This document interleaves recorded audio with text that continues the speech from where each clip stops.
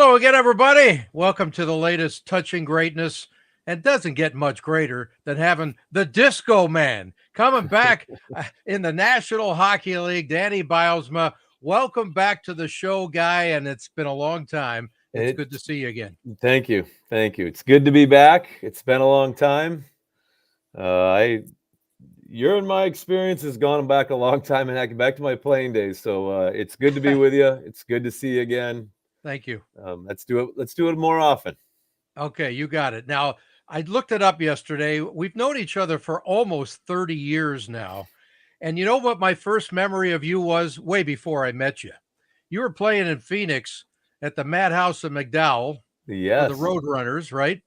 And I was visiting announcer for the Los Angeles Ice Dogs before we moved to Long Beach. And that was my first year in 95, right? Yeah. And I said to the guy, who maybe was the announcer, whoever was PR guy, I said, "How do you pronounce this guy's name? And who the hell is he?" People still ask that question, how to pronounce that name. Someone got it wrong today. Is that right? Oh yeah. It's not that tough, actually. You've been around long enough. How about 19th year of coaching, Dan? Can you believe that? It's crazy. Been coaching longer than I played, and yep, my 19th year behind the bench. There's been some, world championships in there, mixed in there. It's been a lot of years. Making me feel old, Ted. Yeah, we all used to have more hair than me. I don't know what the hell happened over there, but is that the stresses of coaching or what? But I had quite a bit. I had enough going into Buffalo, but coming out of Buffalo, I didn't. Oh, that's what it was. Okay. And it wasn't the cold weather either, right? I was just wearing the toque every day, I think, rubbed it off. That must have been it. I got you. All right. Let's go back to the early days. Okay. First of all, by the way, happy birthday tomorrow. Number 54. Thank you very much. 54. Yes, congratulations on your longevity. Thank you. Yeah. What is it about being 54 tomorrow that brings you back to the early days and what it was like just playing as a kid and wanting to be involved? Because I know your brother was very important in your life, right? As far as getting into the game of hockey. Yeah, I think, we picture other people and we picture, I think, ourselves at the age we'd like to be. Yes. I look in the camera right here, and staring back at me is a guy I don't really recognize. I look in and see a young kid excited about the game, eager to play the game, passionate about being involved in the game, and that's me going back, 30 years, 40 years Right. to being that young kid that just passionate about the game, love the game, couldn't wait to play it in any way, shape, or form, and now it's coach it in any way, shape, or form. Got it. And here's the guy I remember very well. In front of Rusty Soleil's locker, and I'm sure that name means a lot going back to all the stuff that happened over there, huh?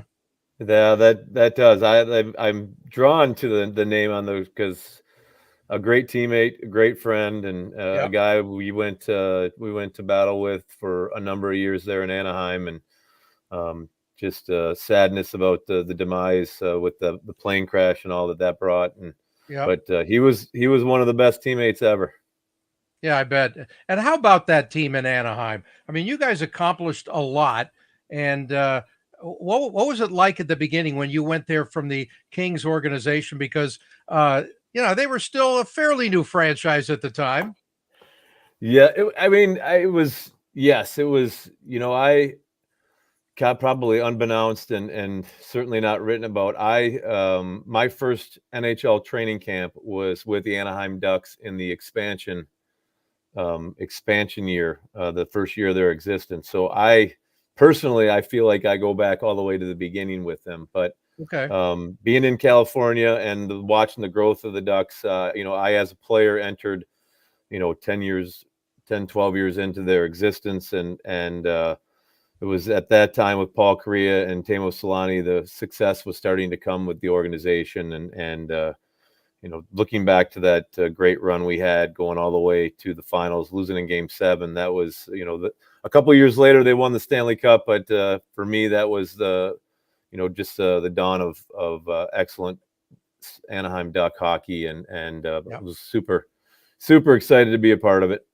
Yeah, and you really were a part of the evolution, that beginning of the success of that team. It was like you said, they only won the cup a few years later. By the way, I was their third guy in their telecast on the opening inaugural broadcast of the Mighty Ducks of Anaheim in '93, and then I got a career misconduct for being the third man in. I never did it again. Yes. Well, I have to look back, see how you were in that game. I'll see why you got. I wasn't that bad, but I was wearing a stupid tuxedo. Disney forced us to do that. What can I tell you? What was this? One of your many goals scored? The celebration after a game, after the red light went on, or what? Yeah, many goals. Thank you. Many goals. My career wasn't highlighted by a ton of goals, so I actually think this one was. I think that one was a shorthanded goal. Okay. I scored, bumped into coming down the wing, top shelf, roofed it backhand, ran into the referee, knocked him down, and I think part of that joy you see on my face is the fact that I did run over the referee in the corner. I love it. And speaking of shorthanded goals, I read somewhere that you had a shorthanded goal 2 men short. How the hell did that happen? Yeah, well, again, I didn't score a ton of goals. Everybody fell down? Everyone fell down. No, it was in college hockey. It was in Western Michigan, playing a team that I almost chose to go to, but went to Bowling Green instead, and we're playing them in Lawson Arena in Western Michigan there, and it came off a face-off in the neutral zone, won the face-off, and kind of everybody dove at the puck, went through the defenseman, and found myself all alone with the goalie because of it, and scored down 3-on-5. So probably my most notable goal of my career. And how did you end up at Bowling Green? I know that it was it was where your brother played, and I guess it was a goal of yours as a kid, right? It was. I have 3 older brothers and a younger sister, and my older brother, being about 7.5, 8 years older than me, was the guy I looked up to. He was my hero, and as a young kid, 10, 11, 12, I was watching him at Bowling Green, going to watch Bowling Green play every weekend with my parents, and pack up the van and go watch where Bowling Green played. I didn't miss a lot of games, and his being at Bowling Green, he's being a Division I player, prompted me to have that as my goal, and almost naturally led me to Bowling Green. I did have some other options, but at the end of the day, it was probably always going to be Bowling Green because of my brother. Got it. You wouldn't know, when you were 10 years old, just wondering, did you ever go to the Bowling Green football games? I have been to Deutsch Stadium, yes, to do a football game. All right. Well, probably not when you were 10, though, right? No, I've been there. I was there when I was young, maybe once or twice, and then obviously when I went to BG, we went there. It's our one beacon there of Bowling Green on the highway at 75, passing by there. So that's probably most people's vision of Bowling Green. It's the stadium there right along the way, and yes, I've put on the brown and orange and gone to a game or two. Okay, so how about this being full circle? I called a football game, Long Beach State at Bowling Green, when you were 10 years old. And then here we are getting together, ended up at Long Beach with the Ice Dogs. Go figure, huh? Figure out if I was at that game.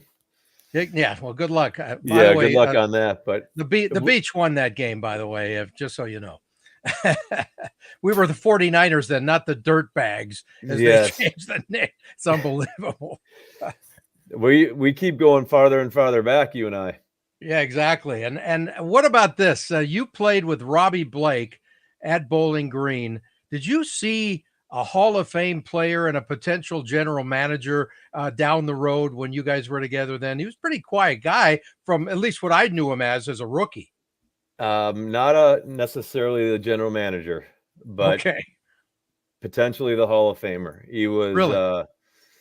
He was a year older than me. He played, so I played with him my freshman and sophomore year. He left Bowling Green to join the Kings after his junior year, and it was I couldn't have been a judge of Hall of Fame hockey at the time, being that young and fairly ignorant of the world of hockey, but he was clearly a dominant player on the ice, a huge presence. You saw that throughout his NHL career. He had the ability to throw the big hit, the bee sting on the half wall, throw the big hip check, and he had a monstrous shot. Back in the olden days of wood sticks, he could throw some lumber at the net. It was heavy, and yeah, he wasn't long for college hockey. I'll just say when we were playing with him, he was definitely barking and ready to go to play pro hockey when he stepped in with the Kings, and had a great, a great career, a Hall of Fame career. And I was fortunate to be able to play with him when I got to the Kings as well. I ended up playing, I think 5 full years with Blakey as a teammate, and a great guy, great teammate, and yes, a Hall of Famer. Did you stay in touch? Oh yeah. Nice. Oh yeah. You talk about whether I saw him as a general manager back in the day at Bowling Green. He was, he was a farm boy from Simcoe, Ontario, coming to Bowling Green, and I loved to play hockey. Was passionate, energetic about playing hockey, but not maybe not much else. So to see him now as a GM, it's I pinch myself. I pinch him when I see him as well. So who taught who the hip check? He's the man. That's probably as good as I've ever seen. He's and thunderous, like thundering boom, hip check, like power move into the boards. It's I refer to it as the bee sting, because he would bring his his hip around and get you with the backside. He was legendary for it. Okay, so who's the one who said to you, okay, we need to make sure this guy blocks shots because he's not going to score a ton of goals? That's actually what the conversation was. Jerry York? Jerry York is the guy. Jerry York, it's in my story going into Bowling Green, went in with a freshman class of 11 guys, and my freshman year didn't go great. Okay. And had a difficult, hard conversation about where I was going as a player, and what kind of player I was going to be. And, Jerry York at that time mapped it out that, hey, you're didn't want to hear it, but you're not going to necessarily be a goal scorer. You're not going to be our Nelson Emerson. You're going to be a grinding, shutdown, defensive, penalty killing forward.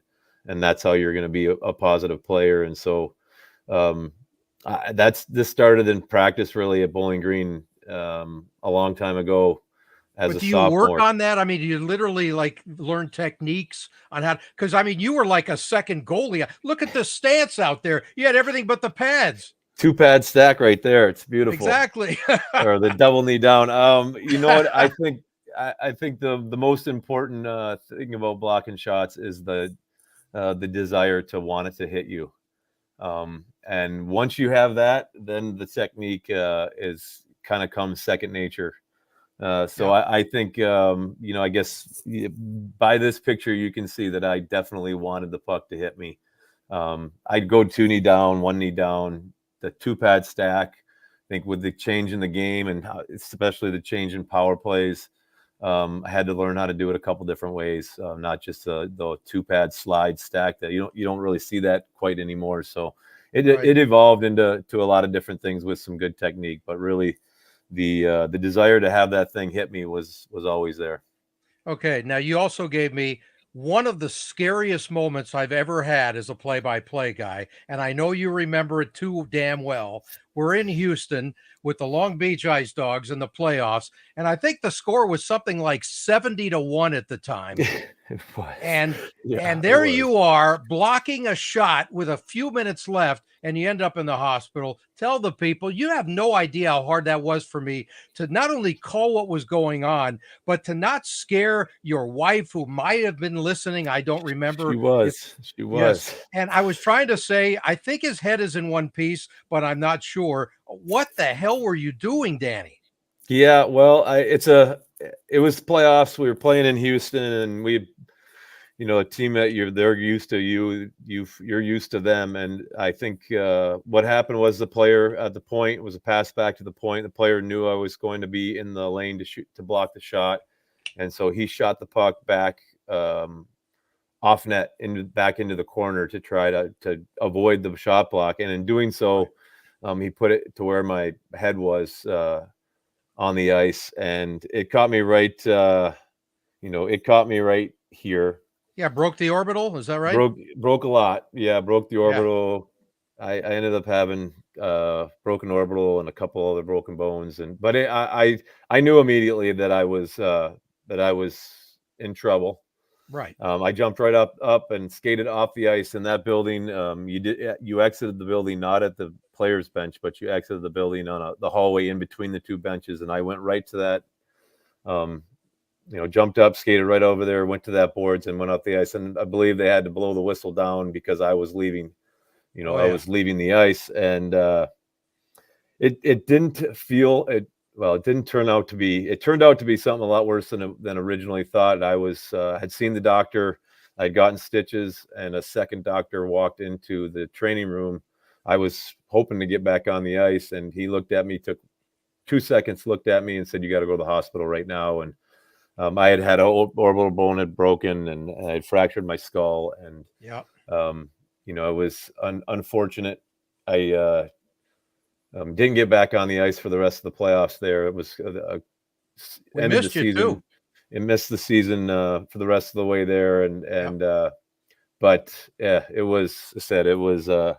I was in the hospital the next night. I was talking to my wife, and I said I was fine. She's back home with our newborn Brian, lying in bed, and the doctor's telling her that I fractured my skull, and that in addition to your call, and that scared her the most. Yeah, well, I'm just wondering, do you remember her saying, "I think that Sobel guy just said that you might not be alive. I'm not sure." I mean, I didn't know what to say. It was one of the worst I've ever seen. She doesn't remember the call. I'll tell you that. That's good. Good. I feel better now. Nope. I don't either, actually. I just remember my brain was all over the place. But good to see you're still in one piece so many years later. So now that you're the head coach of the Seattle Kraken, what was your first inspiration to actually be a head coach? Because you're sort of like a coach on the ice when you're a special teamer and you're involved in those kinds of things. What do you think? Yeah, I think really, I can't tell you specific year, a specific time, but roughly about 6 years into my playing career, I knew that after I was done playing, even though I wanted to play for as long as I possibly could play, that I wanted to become a coach. And I think it really comes from the coaching that I got, really, to be honest with you, when I was playing. And once I got to have a coach like Larry Robinson, who was he was a great detail-oriented coach, and got in the mix with you and gave you tips, gave you pointers on how to play defense and where to have your stick and all. And that type of coaching inspired me to want to be a coach when I was done. And I think everybody kind of knew it as well. I mean, my career came to an end after 12 years with a couple injuries, and I was losing a step on the ice, and it was natural for me to say I was done with the game at that point in time, but also natural for me to step into coaching after that was done. And you were in Cincinnati at the time, right? Cincinnati, yeah. I was in Anaheim at the end there, and the last couple months of that season, I was sent down to the American Hockey League, finished the year in the American Hockey League. And even when I was a few days into playing there, and I was having an injury, and we went through a particular game that wasn't the greatest for for me personally. And it was at that point in time, I was like, I know this is going to be the end. Right. For me. Finished out the season, but was ready to jump into coaching right after that. Yeah. And was it the Cincinnati Mighty Ducks who gave you your first opportunity too, right? It was, I was when I get sent down, and at the end of the season, Brian Murray was then the coach and moving into general manager of the Hannah Mighty Ducks, and he at that time said, if there's any way we can help you get into coaching and have that opportunity, they were willing to do that, and that led to moving into Cincinnati as an assistant coach with Brad Shaw there in Cincinnati for my first. That was the lockout year, but that was my first year coaching. Okay, so how tough was it the last couple of years? I watched part of your press conference after Game 6 with the Coachella Valley Firebirds. I don't think I've ever seen a more emotional coach after a loss, ever. I mean, that was really tough, wasn't it? Your expectations must have been sky high. I think, the last couple of years in the American Hockey League has reignited my passion for coaching and in particular how I'd like to coach. Yeah. And all in, all passion, in it for the guys, in it for the team, working with them to see if they can be their best and our team can be their best. And you're talking about the end of that season, and it was really both of those seasons, but that team and that group of guys came together and really, I think, as I said in that press conference, I believe is like these guys deserve to win the championship, and a lot of pain with the realization that it wasn't going to happen, that it didn't happen. So yeah, you saw that. I think again that just the last couple of years has just reignited in me how the coach I want to be, how I want to be in with the players, and how I want to be. And so I'm bringing that to the Kraken now. That's really important to me to bring it to the team this time. Nice. What did reignite you though after the tough couple of years in Buffalo to say, I really want to do this again? Yeah, I think I was at a low point, I'll say, after Buffalo in terms of where I wanted my coaching to go, and being with the Detroit Red Wings as an assistant coach for 3 years there, being in a difficult time, I just wanted to give it another go as to be a head coach. And that opportunity came a couple of years later. I went to Charlotte with the American League team. Seattle split with Florida in Charlotte, and I was an assistant coach there with Jordy Kinnear. But that really gave me the opportunity in CV the following year, and so it also kind of reignited the passion of getting in with the younger guys and getting in the trenches with them, and seeing how we could be the best team we could be. And I just, that the last 2 years with CV has done nothing more than enhance that. And I just I'm 54 years old. I hate to say that you mentioned No, it today, not yet. Tomorrow. but you're not going to find me acting like a 54-year-old around the rink. Well, are we talking about the enthusiasm is back like you're a teenager again? Teenager. Mid-20s. I don't know if we need to go as far back as it, but I think one thing people think I drink too much coffee. People wonder a little bit about where I'm getting all the energy from, but it's there, it's ready, and we're gonna bring it to the Kraken this year. Well, I mentioned it's your 19th year in coaching. You won the Jack Adams Award, NHL Coach of the Year in 2011. It probably feels like 100 years ago now. But at the same time, that's a hell of a thing to have on your resume, along with your name for eternity being on the Stanley Cup. That's the biggest thing. Yep. I've had some pain and agony of getting to the finals and not winning, both as a player and as a coach. Yep. But the ultimate is winning the Stanley Cup, and I feel real fortunate to have had the opportunity to join a team with Sidney Crosby and Evgeny Malkin and Jordan Staal and Marc-Andre Fleury. That was a team that was ready and capable of winning the Stanley Cup, which we did that first year. there as well. And that's the goal, and that's the chase. I think you're chasing it if you don't have it, and if you've got it, you're chasing it to get back there and to win it again. And that's really been the driving passion and for me. So got that chance again. Yeah, but you want to win it every year. Obviously, that's the goal from the first second of training camp.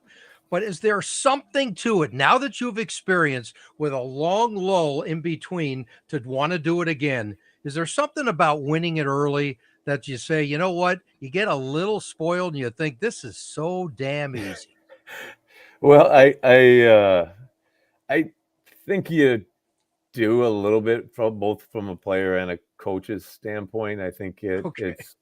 it's super difficult. It's it's the Yes. hardest trophy to win. It's the longest grind of playoffs of any sport.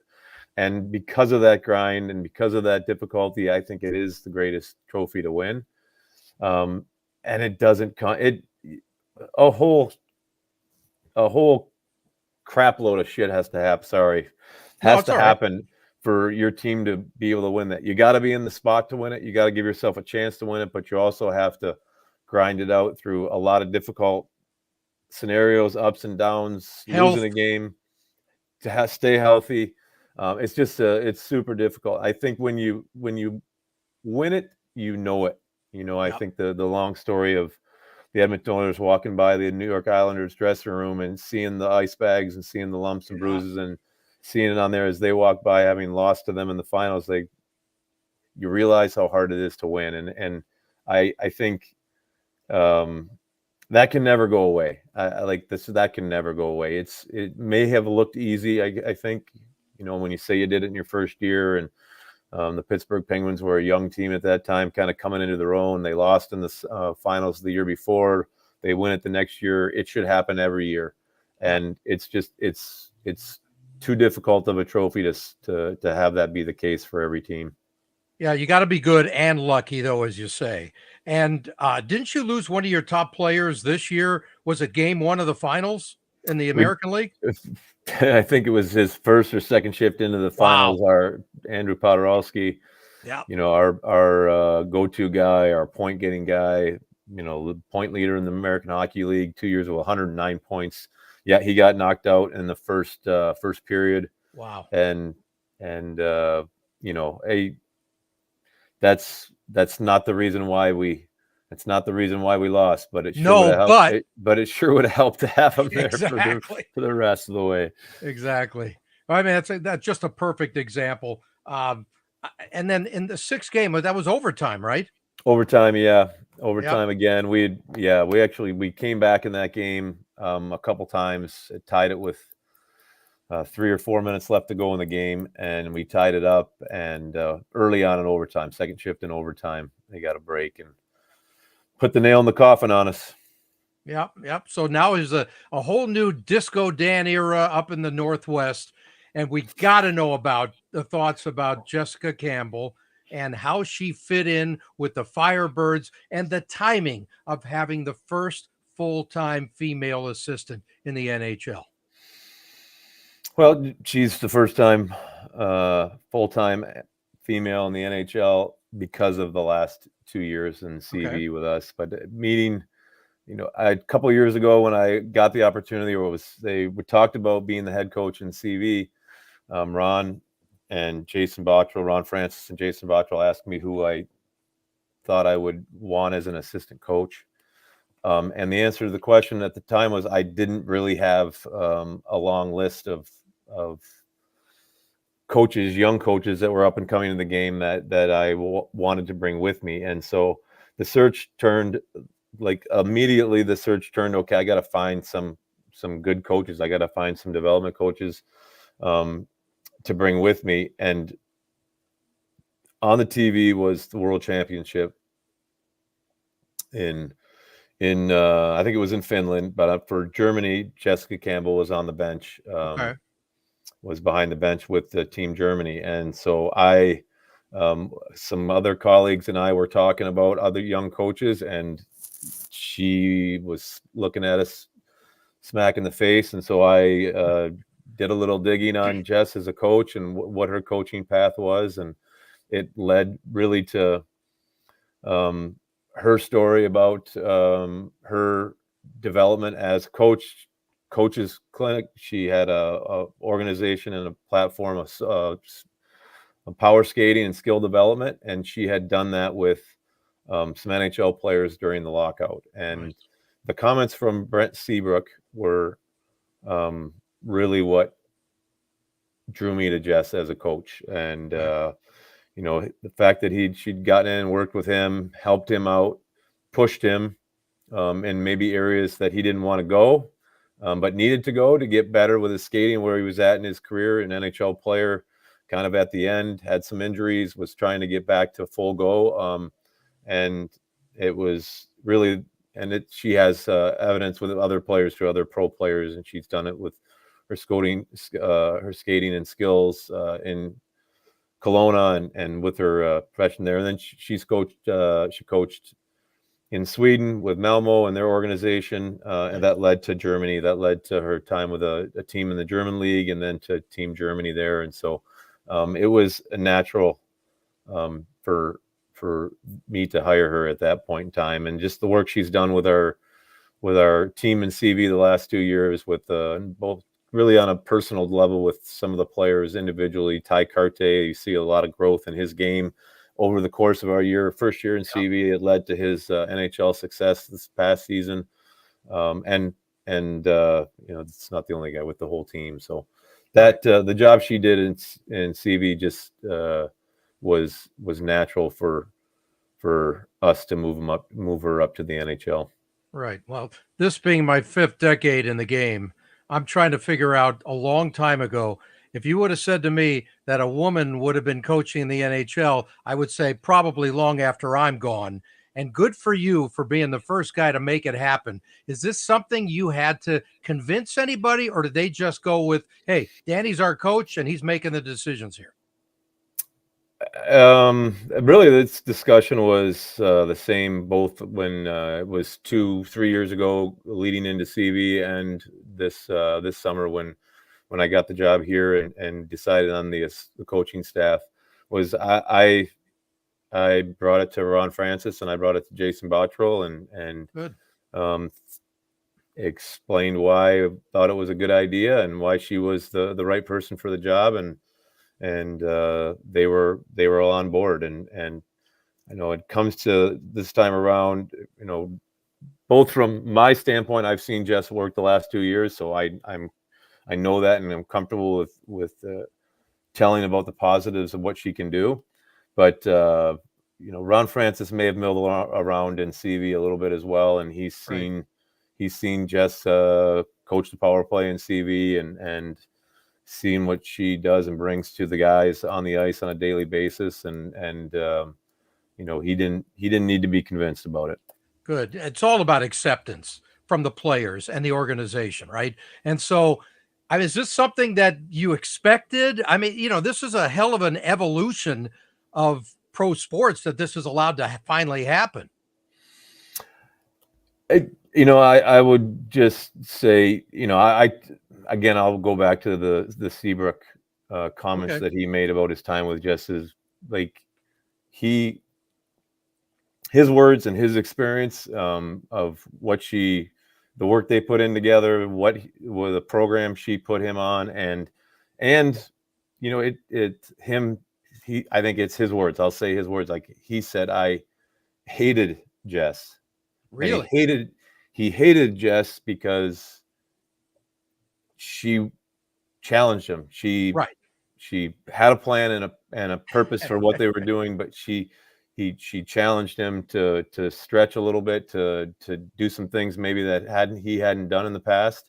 And he knows that in the end it made him better. And that's respectfully hated her, right? Yes, respectfully hated her. And that's a good thing from a coach. Yes, and I think the key there, all about respect, because from day one, 3 years ago, when we stepped on the ice here in Seattle Kraken training camp as the CV coaches, but the players have given her the ultimate respect right away. And I'm talking about the NHL guys, Jordan Everly and Jaden Swartz, and and those guys, they've had experience with her in Kelowna and skating with her in the skates at the end of the summer before, but they're complete and total respect, and that's when it is best for the players, when you can have that total respect with your coach and with the head coach, with the assistant coach, and that's when you get the most out of the players. And so it's there, and it's evidence it's there, and she's earned that as well. That's awesome. Well, congratulations on all that, because it really is a special new era, and I think fans, it's gonna open the door for forever. Definitely. I think, you talked about, if someone had asked you 20 years ago if you thought a female was going to be on the bench, I think largely the answer, and I probably would have answered the same way. Largely the answer is there wasn't any examples. Exactly. There wasn't any people doing that. There wasn't, the women's game and wasn't as developed as it is now. And now there's more and more and more. And, we've had many examples of females in our game, and in management and scouting and assistant GM positions. It's becoming more and more now. I think it's inevitable at some point in time, but it's really all about exposure. It's really all about proving that you're capable, and Jess has done that, and you ultimately get the respect because of that. Now she's an example for everybody else. Yeah, that's awesome. I go back to the beginning with Mano Rayom when she was goaltending in the I guess it was the American League then, right? In Atlanta? In Atlanta. Yep. She had the preseason with Tampa Bay there, and did an exhibition game, and then she was with Atlanta, I believe. You're right. Yeah. Okay. So before we go back to the Kraken and wind things down a little bit, I got to ask you, what was it like to be a U.S. national coach? Because looked like you had a few extra pounds here or there. That's Ted, not one of your favorite pictures. You didn't need to say that, but you're absolutely right. But let's not get on that one. Okay. Let's use a current picture. Let's talk about. Well, that's the other one I got with Team USA. What can I tell you? Yeah. Okay, I'll get rid of this picture. What was it like joining Team USA? And a couple of my early mentors are USA Hockey Hall of Fame and head coaches of the teams. Johnny Cuniff, who was my first coach in minor leagues in 1978, when you were 8 years old, whatever. 8 years old. Yeah, exactly. And Badger Bob Johnson. Yeah, I did not history. I did not get a chance to wear our nation's colors when as a player, and that's probably the biggest regret of my career. It never got that opportunity. It never came. I didn't earn it as well. I'll be honest about that one. But it was a goal of mine as a coach. Once I got to coaching, is to have the opportunity to coach for Team USA, and I've been fortunate enough to do it a couple of different times, both as a head coach and and assistant coach with the world team. 3 years, I believe, but the opportunity to be the head coach of the Olympic team was, one of my for me personally, one of my greatest achievements, and had it on my map all along once I turned to coaching. But to be able to step on the ice or step behind the bench is it was the first game of the Olympics. And it was in the secondary building, but stepping behind the bench with the country's flags flying, with the fans in the stands, the red, white, and blue, and to be able to represent and coach the Olympic team it's right up there for me. I'm not going to try to pick the one moment out of my career. I like at the moment I'm in currently right now as my best moment. But that was a highlight for me, being able to coach the Olympic team over there in Sochi. Well, so now let's hope the next highlight is being in Seattle. 4th season with the Kraken. It looks like they're just doing a great job up there, just creating a culture. But from a coaching standpoint, you have to create a Dan Bylsma culture after Dave Hackstall had him for 3 years. What's going to be different? I think there's some excitement about this opportunity because it's new, and it's relatively new. It's not totally new, but getting the CV Firebirds 2 years ago was completely new as well. You're getting a new franchise, a new group of players coming into a team and coming to a city, and your job is certainly to win, but your job is to capture the fan base, capture the city, and have some energy about the team and what we do on the ice. And I really, at the end of the day, it only comes because you can put a fiercely competitive, relentless group of guys on the ice, and do that night in and night out. And then you get the fans, and then you get the energy. And really, we're new. We're 3 years into this thing, and I think there's the people here, the players and the staff and the management have done a great job in the first 3 years of building an identity for the Kraken and a culture for the Kraken. It's our job now going forward to just enhance it and improve upon it. And yeah. I only believe it comes through just and how you compete and how you work on the ice. Yep, win hockey games. That means winning hockey games, but we just. Me as a coach, as a person, just want to be ultra competitive. I want to, every time I step on the ice, every time we step on the ice, I want to know the opposition needs to know that they're in for a dogfight. They're in against a nasty group of competitors, and that's what we're trying to continue to build here in Seattle. I wonder what you do, though, from a transition from being the AHL coach of the organization back to the NHL. You know the guys from training camp, I assume, right? I do. And then after that, do you watch a lot of film, or you say, you know what, we got some new guys, it's a different chemistry. I don't want to even look at last year. How do you do that? Well, this one's not different for me. As I was in the Pittsburgh organization, I was in the minor leagues. And when you are in the minor leagues, you watch every game of the NHL team. It's unless we're playing on that particular night. I've watched every game of the Kraken for essentially the last 3 years, but really the last 2 years for sure. And so in addition to that, these guys have seen me in training camp the last 3 years as well. And so they've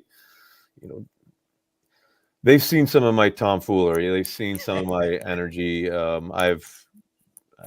They've seen it, and they've heard about it via the grapevine through the guys that get called up and get sent down.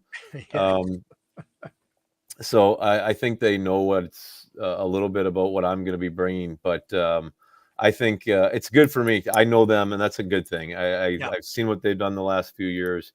I know what they can do. I've seen what they can do, and that makes me familiar with it. Also makes me familiar with everybody in the organization, the young kids coming up as well. Some of them that are in CV the last 2 years, like the Joy DeCords of the world and Ty Carte, who made the team last year. I coached the previous year, so I know them. I know them well.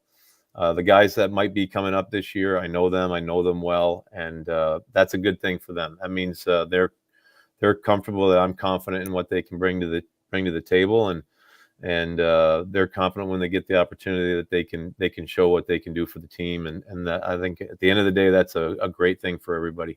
Yeah, for a young franchise too, you want to bring in guys who have won a cup or a championship somewhere. You got your name on one. You had two new faces this year in Brandon Montour and Chandler Stevenson, who have much longer contracts than you'll ever have, which is unbelievable.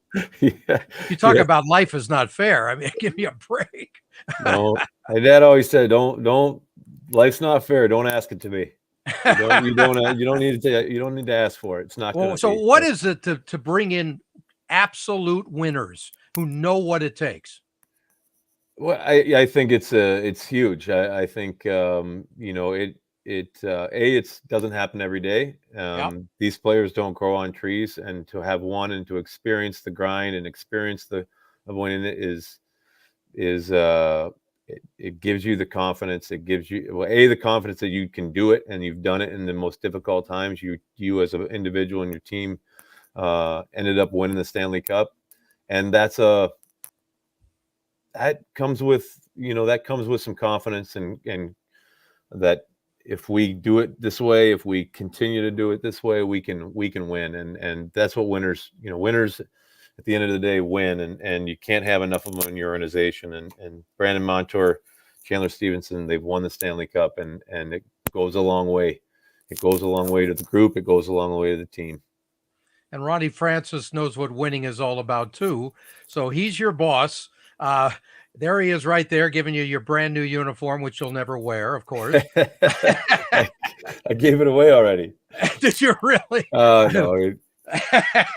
I'm wondering, though, how much has Francis told you what his direction is moving forward? We know what the first 3 years brought, and you had an early entrance into the playoffs, which, was not expected, and then they didn't make it last year. So nobody said it was going to be easy. So now your whole plan is we got to get there and then do something with it. So what has he told you, besides wanting to win more, where you guys are headed? Well, I think it's always great to be coaching, have the opportunity to coach when you know what the expectations of the general manager are, and you have a working relationship with the general manager. I think it's critically important to the success of the team. And fortunately for me, over the last couple of years, Ron and I have had numerous discussions about our team in CV, the players in CV, and power play. Would throw that in there as well. We've had numerous conversations about that, and we have that good positive communication with each other. What those expectations are for our team this year are they're not private, but they are between me and Ron and the team. Ron has explained those things perfectly clear to the team today. Today's opening day of training camp. We had a meeting this morning. Nice. And Ron was perfectly clear with us, with me, with the players about what the expectations are for this group of guys, about what we think we can do this year, and we'll be ready for them. Okay, I'm going to state the obvious, though. You got to score more goals than the other team, and that's been an issue. Your team is not scoring enough. That's what the new guys are partially there for, right? Yes, indeed. I think Matty Beniers has to continue to evolve. Yeah, I think it's easy to look back to 2 years and say, we had scoring throughout the lineup. We had, Daniel Sprong and Donato and Geeky that's largely comprised of the fourth line, and they scored a ton of goals. And Jared McCann had 41 goals, I believe it was 41, I believe. And we got scoring in throughout our lineup, up and down the lineup. So last year, while we were good defensively, we didn't have that scoring throughout the lineup. We didn't get that additional scoring, tertiary scoring, I'd say, from the bottom six guys on the team. And that definitely has to improve in order to do what you just said, which is the key to any hockey game, is scoring more goals than the other team. But it can't be just scoring more goals than the other team. You got to keep it out of the net as well. And our team defense has been pretty good the last 2 years. That's got to continue, and we just got to find more ways to get the puck in the back of the net to swing that ledger our way. Yeah, exactly. And you might want to be hanging up a banner somewhere with the effing Fs. That forecheck harder, boys. Forecheck harder. You got to be faster. And I know you like to teach speed because you were such a speed skater yourself, right? Okay. And more fun. Yes on the first part, no on the second part. Exactly. Yeah. But our game is great because it's fast and physical and aggressive, and good teams and most dangerous teams play fast and are fast, and we can do that better. I think we can do that better. But yeah, but it's not going to be. It's certainly not going to use clips of me skating to show them what fast is. Just blocking a few shots might not be maybe a bad idea. Seriously, maybe that. Yeah, your butterfly, whatever works, baby. What can I tell you? Two more things. I'll block shots in practice. Yeah, I'm sure. Oh, you're insane. Here, two more things. I have been saying for quite a while now, the game is an incredible place. I mean, just the fact that guys are bigger, stronger, faster than you ever even dreamed of being, obviously, and more athletic. And I think incredibly skilled. And I have guys from your era and before saying, you know what? I don't think I could have made a roster now. How much truth is that because of all those factors, or am I exaggerating?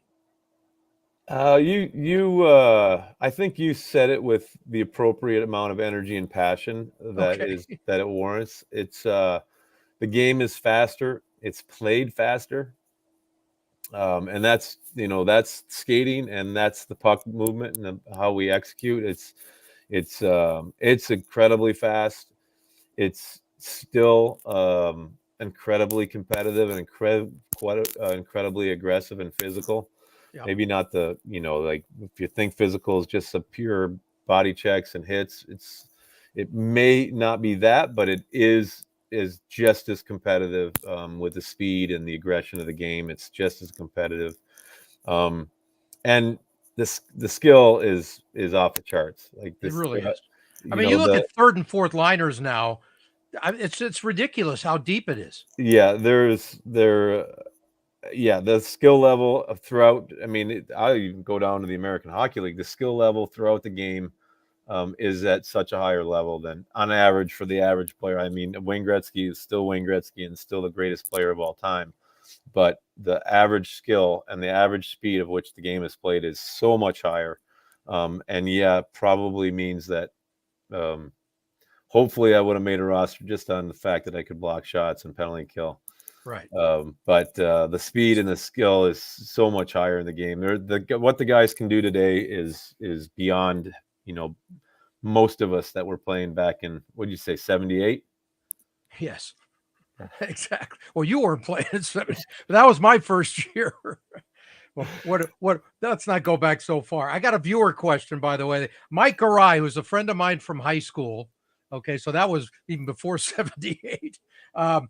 He lives out in the Coachella Valley. Okay, and he has a question that he wants to know what was your team growing up and who was your favorite player. I'm assuming it was the Wings.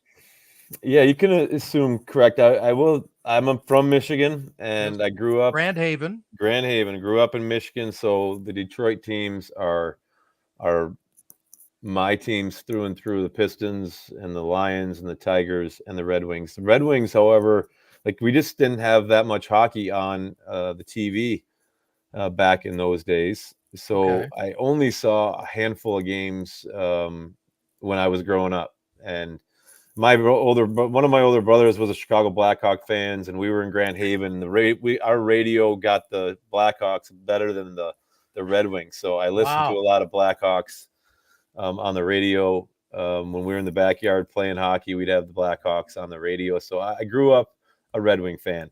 However, they were it was not a great time for the Red Wing organization Yeah, that back was then. post Gordie Howe and sort of that lull in Yeah, between. I mean, the Dead Wings could have been entered, Oh, God. could have been said back then. And then Right. when I got to be 18, I got drafted by another team, and I no longer could be a Red Wing fan. They became good, and which frankly made me mad even more. Yes, I'm getting mad just thinking about it. Because they were great. They were great for 20 years, 25 years, Exactly.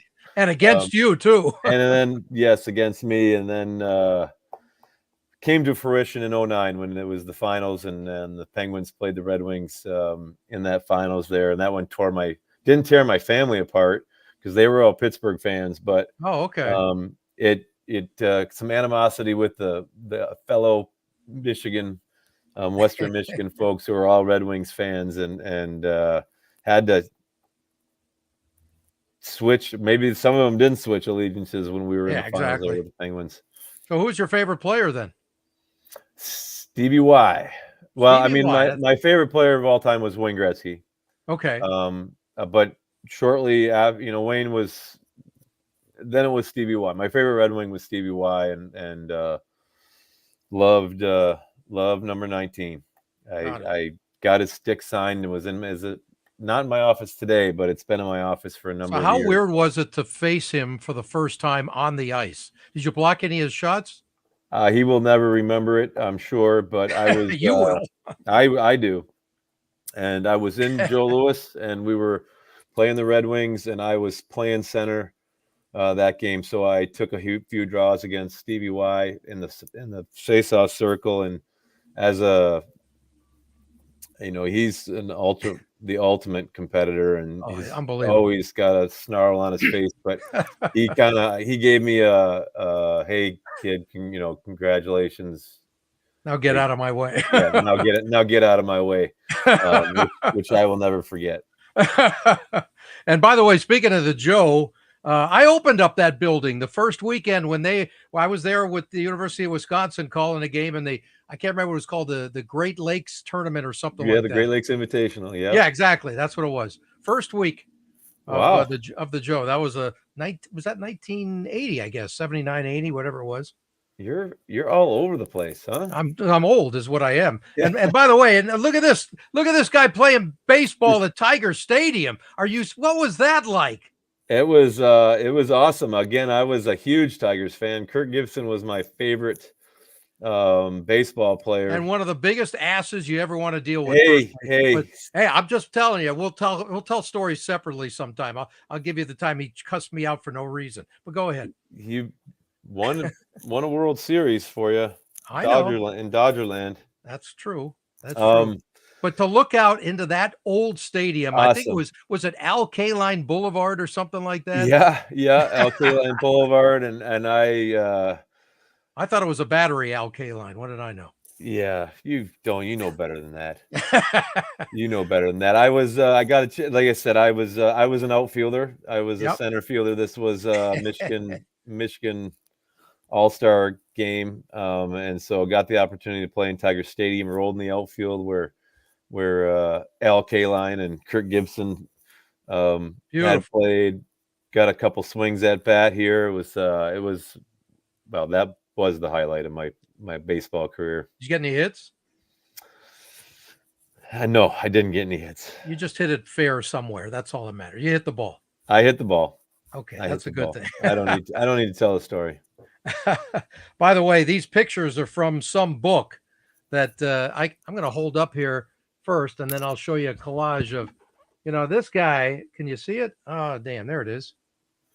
So your kid wants to play in the NHL. Now it's so your kid wants to be in the NHL for 1,000 years and be a coach, and who knows, whatever.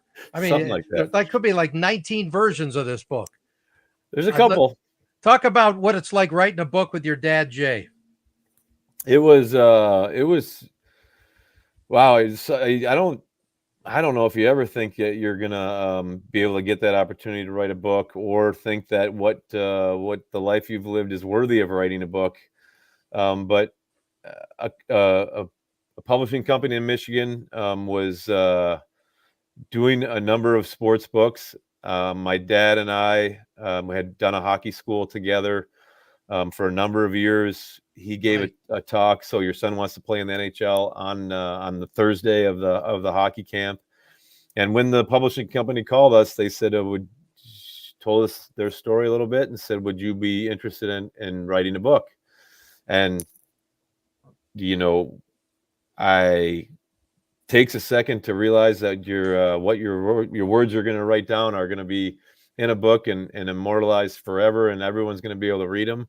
But we gave them the outline for that speech. So your son wants to play in the NHL, and in a couple of days they were all in. They wanted to see what a book like that would be and do, and it took us about a year to write together. He wrote half, I wrote half. He wrote it's really a family story. It's really a book story. It's really all about the role, not just sports, but athletics played in our family's lives growing up. So he wrote really the story for the first half of the book, and my comments are really my feelings about growing up in that family.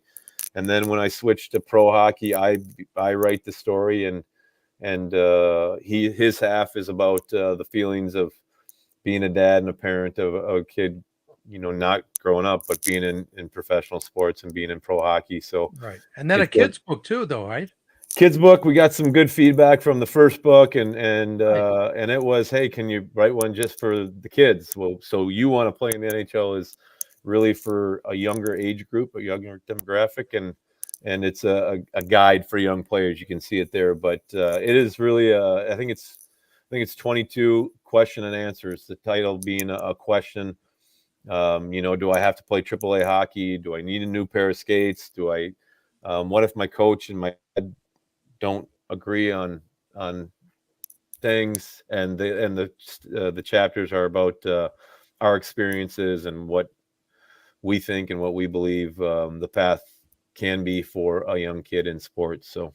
And The Pitcher's Hand is out as a fiction book. Is that correct? It is a fiction book. A publishing company realizing that young boys in particular gravitate towards sports books to something they want to read, and so it's a historical novel with the theme of baseball.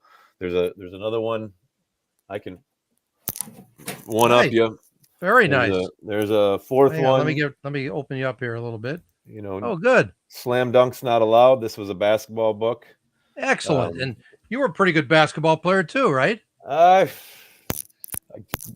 Just give me block shots. Yeah, I was the same kind of basketball player as I am hockey player. I was a defense, play defense, rebound, muck it up under the basket. That's all I had in the basketball court. But let's be honest, though, you were a pretty damn good baseball player. I mean, you were what was it, all state or something, or some couple of years, yeah, all state, and fortunate to be able to play 4 years of high school baseball throughout my high school career. So all state a couple years, and we won a state championship. That baseball team won a state championship. I love baseball. Wish at some point in time I had to give it up to play hockey, but I still wish I could keep going on it. Yeah, me too. I just couldn't hit the fastball or the curveball. Besides that, I was a good defensive player, but it was all downhill after that. So there's your dad, one proud dad, Jay. What was it like telling him, "Hey, Dad, guess what? Your son's back in the NHL again"? Yeah, it was.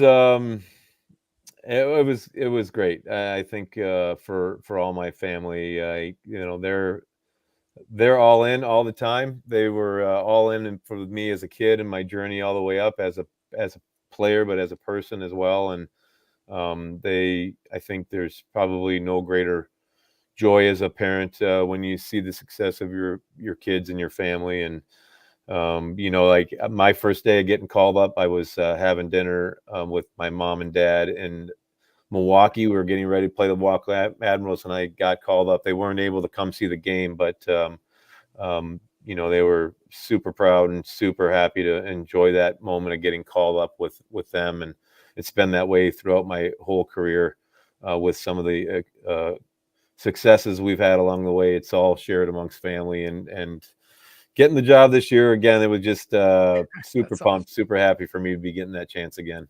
That's great. And I'm surprised your dad didn't end up in radio, being my between periods guest a few times when I was up in Grand Rapids. He killed a little airtime for me between periods. He's a talker. Proud dad. He's a talker. Yep, absolutely. Well, Danny, congratulations on everything. The disco era is about to begin up in Seattle. What I get, it's full speed ahead from today, right? It is. Today was kind of opening, remarks and physicals and whatnot, testing for the guys. But it really starts up tomorrow. We'll get on the ice, and 64 guys getting ready to get on the ice. And shortly, I think we're 20 days away from the drop of the first game. So it comes quick, but it's starting tomorrow. And what's it like putting on even the warm-ups again? Yeah, with Seattle. Come see. Come see. Right. We got you. I said I'll be blocking shots tomorrow. I'm looking for video on that on the air. Hey, thanks a lot for doing this. I know things are getting crazy, and it's it's a blast. I'm proud of you too. I feel like your dad almost. Thank you, Ted. You haven't been my dad for as long as my dad, but it's been 30 plus years that we've bumped into each other in hockey. So it's an old but comfortable face to be with. So good to be with you. Thank you, sir. Do it again. And I'll see you at LA when you guys are in first time. Sounds good.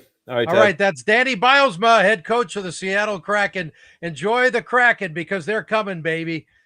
We'll talk to you guys next time. All right. Thank you. You got it, man.